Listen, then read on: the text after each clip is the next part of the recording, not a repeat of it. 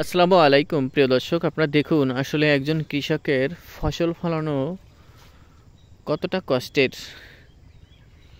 আমরা তো বাজারে খুব সহজে পেয়ে যাই, কিন্তু একজন কৃষক তার অনেক পরিশ্রম দিয়ে, অনেক মেধা শ্রম সব কিছুর বিনিময়ে তিনি এই কাঙ্ক্ষিত ফসলটাকে তৈরি করেন। দেখুন কিভাবে ফসলটিকে তার নিজে হাতে লালন পালনের বাচ্চাদের মতো করতেছেন। আসলে এটাই কৃষকের চাওয়া, কিন্তু কিছুই না, জাস্ট সাশ্রয়ী মূল্যে, বেশি দামও তারা এক্সপেক্ট করে না, মোটামুটি তাদের বেঁচে থাকার মতো যতটুকু প্রয়োজন ততটুকুই তারা আশা করে।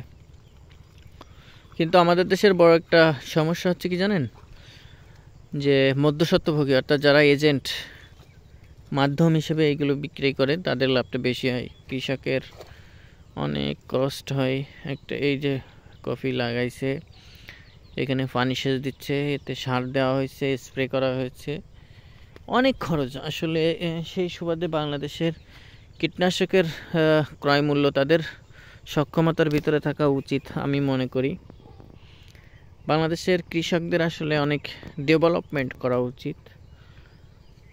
সেক্ষেত্রে আমাদের গভর্নমেন্টের বিভিন্ন কর্মসূচি হাতে তাদের নিয়ে, তাদেরকে ভর্তুকি বলেন, কৃষি লোন বলেন, এগুলোর কৃষিখাতটাকে আসলে বাংলাদেশে যদি আরও হাই করা হয়, যদি উন্নত করা হয়, বিশেষ করে এই মালগুলো যদি সংরক্ষণের জন্য সংরক্ষণাগার করা হয়, তাহলে কৃষক যেমন লাভবান হবে, তেমনি লাভবান হবে আপনার এদেশের মানুষও।